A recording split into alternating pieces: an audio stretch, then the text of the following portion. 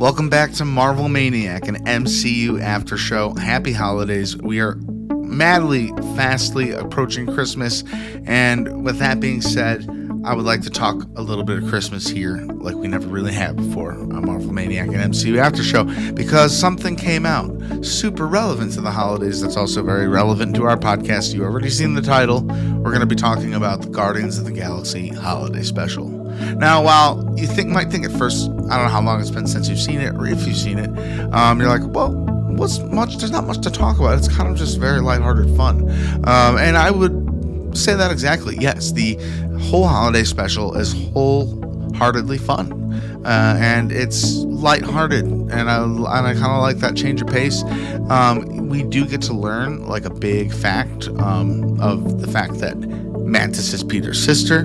We do learn that earlier through the episode, but Mantis is, figuring out how to tell Peter that, saving up for a really cool moment at the end. That's really nice, and it's nice that they were able to put some big facts in this holiday special that are canon, and we got that big reveal, so I think that might even be the biggest reveal of the whole thing, them introducing Mantis as Peter's sister. If you thought a little bit about it, I'm guessing you might have been able to guess, or in the comics maybe it's like that, and that's exactly who she is, but I didn't know that, so the first time I heard that, I thought that was really cool. This is gonna be a fun little talk for us, maybe one of our shortest episodes, because I'm just going to hit some of the points. The band, I don't know if you ever heard of them, the Old 97s. I think it might be James Gunn's favorite band or something, because their music is original Christmas music played across the whole special. There are some other maybe songs at other moments, but the theme, the very thematic music from the band, the Old 97s, who I don't know that well, I'll be honest, I remember from the movie, the Vince Vaughn movie, The Breakup, they had a song in there I never was able to find that I loved. That's the only time I heard of them, but they're kind of big in the rock game. A lot of people love them, so I kind of learned to like them a lot too during this episode, because they weren't dressed as the Old 97s. They were an alien band learning about Christmas, which is one of the first few things that happens in the episode. It's so much fun. We get a really kind of hurtful, kind of hurts your feelings a little bit, because we see Quill and Kraglin. Is that his name? I think he's James Gunn's brother, Kraglin. Really, the guy who has Yondu's arrow now.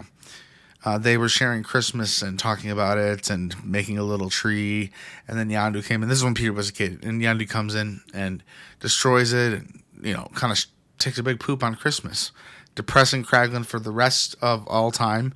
And by the end of the episode, learning that Peter was totally gifted something by Yondu, and I don't think Kraglin was ever given a gift by Yondu, except for that arrow.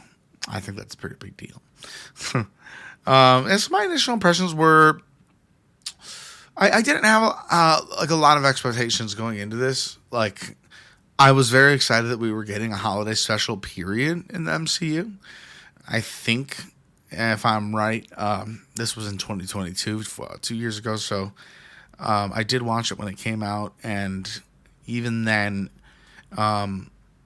it kind of ended up being what I expected it to be. The one tiny little problem I had, it really isn't a problem. It's just the fact that Peter Quill isn't he's the center and the reason for Mantis and Drax wanting to bring Christmas to nowhere. Which, by the way, the first time we get to learn that the Guardians are living in that, giant celestial head. That comes into play much later too. There's a few things in this movie that really set up Guardians 3, which is nice. Not needed, not essential, but let's just say they grew Groot up for this production. He was still a teenager last time we saw him in Thor: Love and Thunder, I believe, and now they brought him up to another young adult Groot. That's what he's called on Fortnite, young adult Groot. I don't mean to bring Fortnite up every episode. Favorite game, lots of Marvel stuff. Marvel Rivals is out too. We're gonna do some community game nights eventually. Once we get a few interested, send me an email, MarvelManiacPod@gmail.com. Well, what do you want to play? Who do you main in Marvel rivals. Who should I play as? All that's our promotion for the episode. I implore you to leave feedback at MarvelManiacPod@gmail.com before you go leaving any really critical reviews, which is completely in your right. But I will take your criticism and take it seriously if you're serious about it. And I like to learn from it. So I'm not throwing up walls against ideas or criticisms. And, the one really kind of very harsh criticism I got on my podcast that I took way too personally, I'm going to have to say that really helped me a lot in a way, because what he was saying wasn't necessarily untrue. It just hurt. But the truth hurts. And that can make you better. Knowing the truth will make you better if you want it bad enough. Which is why I'm realizing how bad I spun out right there, but which is why Mantis and Drax want to go get Kevin Bacon and bring him home to Peter Quill for Christmas. Not crazy? Little crazy. Like, this is Guardians to the core, and I think if any of our franchises did a holiday special, I think Guardians could be, being the first one, could be absolutely correct. I think it's a great setting for them. Christmas time, and the not really knowing too much about it, and Drax and Mantis thinking Kevin Bacon actually did all the stuff from his movies, and how disgusted they literally are by actors in general. I love that. And Peter Quill is the reason he's in it. I'd say he's in about the third of the show. It's only 40 minutes long. And a lot of it, I'd say half of it, is Mantis and Drax on Earth. Funny antics, man. They go to Hollywood, and Drax forgets to put the cloaking device on the ship, so he's freaking out everyone in Hollywood, driving a spaceship over the streets, and they landed behind the Hollywood sign. That's fun, and the fact that they're walking on Hollywood Boulevard. I've walked there. If you ever walked there, there's a lot of street performers, like they do show in the show. They show Captain Marvel. They show some cosplay, and they fit in pretty well in like the cosplay community. I don't know how much the world actually knows about the Guardians of the Galaxy, but they didn't seem to be being stopped asking for getting asked off for autographs or anything. I love the scene where they were chasing Kevin Bacon throughout his house. I thought that was instant classic material right there. They even have a run-in with the police, which, I would be kind of worried for, but they tried to shoot Drax, and he's tickled by it. I didn't know Drax was like bulletproof. Sometimes I don't know the superpowers extent of the character, but I guess Drax is completely bulletproof. And I mean, he's a superhero. What do you think? But at the same time, a gun can't kill him. He's very strong, more strong, like supernatural strong than I imagined. Maybe we'll get to see a little bit more about that. I don't know. He makes a pretty big, what seems to be finale for his character in the third movie. But if you haven't seen that, watch it. I did one episode with TJ about the whole Guardians of the Galaxy trilogy. We didn't even touch on this in there because, let's be honest, it's just a lighthearted little fun Christmas treat. If you wanted to watch it, you could have. If you missed it, you didn't miss much, but you did miss some of the setup, in my opinion, for Nowhere, and the golden retriever that talks, which I believe is an important part of this story going past Guardians 3. I hope they make a Guardians 4 with the setup they put in that movie.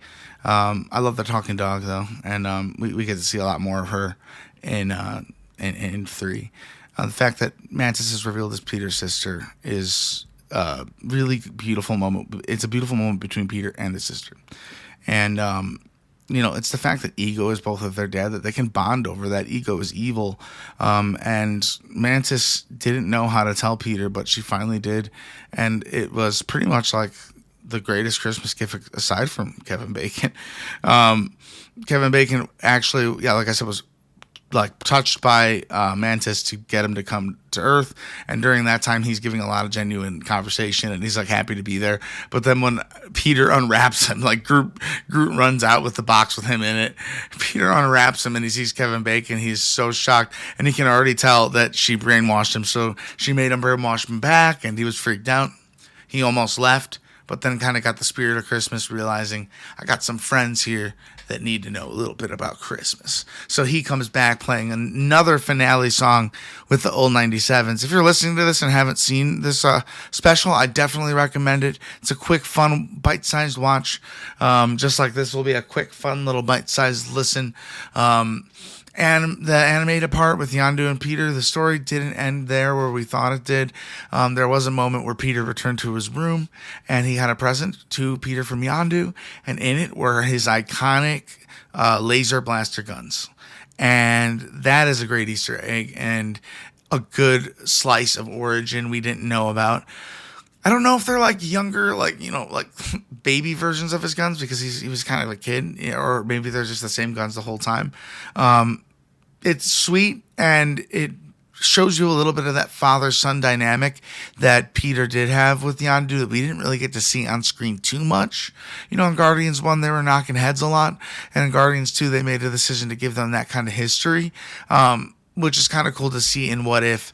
We get to see a lot of Yondu's intentions, and Yondu is a good guy. He's kind of one of the anti-heroes that you learn to love. So it's really good to have him back, and I believe it is Michael Rooker, the same actor, playing Yondu. So that's really special. And Drax and Mantis' journey to Earth overall took up a lot of the movie, but it's not like it was bad. I thought it was really funny. I'm sorry, I'm jumping a little bit all over the place. That's my new catchphrase. I'm jumping all over the place. Sorry. This show just pushes the Guardians of the Galaxy to feel even more like a family on screen. I wish Gamora could have been in it. It wouldn't have made sense for the story, and especially this upcoming story for Guardians 3. It didn't call for her at this point in time. However, I thought the cast that was able to be in it, they made it wonderful. And that missing piece of Gamora, if you are missing her, it leaves your mind kind of fresh, like, wow, she's really gone, in getting ready for the next movie and her return in that movie and how that works out. So would you like to see me cover all 3 Guardians separately, aside from my trilogy episode? I think I want to do that eventually. However, what do you think? MarvelManiacPod@gmail.com. Any thoughts, theories, ideas, questions, concerns, you can reach me there. That's our new feedback box. I really like the part where everyone's just exchanging presents at the end. The big notable one being Rocket getting Bucky's arm for Christmas. I don't know how that worked out. How did Nebula get that arm? Maybe she went down to Wakanda and asked for like a replica, or did she actually take it, or did somehow Bucky find out and ask for it back? Calling over intergalactic telephones. We know they can keep in touch and stuff. Their technology on Earth is kind of like at least caught up with the technology of the Guardians. How ready are you for Christmas? Does the Guardians of the Galaxy holiday special bring you that Christmas cheer? Is this something that you watch every year? Is Hawkeye something you watch every year because it's kind of a Christmas thing? Let me know. I really like to know what this means to anyone. Is there anyone out here who just didn't want this to happen and was like, why did they do this to my Guardians of the Galaxy? I thought it was very in theme for the Guardians of the Galaxy. I don't think James Gunn could have done it any better. It just felt like James Gunn, and it didn't feel like Marvel was just trying to throw something together for the holidays. This sounds like something maybe James Gunn had on his mind for a little while, and it was probably just exceptionally grateful to get to do it, which is fantastic. But I'm not positive about James Gunn's outlook on that. You can look that up if you are curious. He clearly has a lot of love for this franchise and the characters, and giving them closure. And if he didn't, he would have brought Gamora back. If he didn't, he would have brought Gamora back for this special, which didn't need to happen. And that's the kind of continuity I come to appreciate from great directors and great storytellers in the MCU. And I think we got a lot of great stories coming up. It's not just a holiday special. It is a heartfelt edition of the Guardians journey. And I will make this my yearly watch, even though I didn't watch it last year. Sometimes a year can go by so fast and you don't even realize. And I'll just be watching this again before I know it.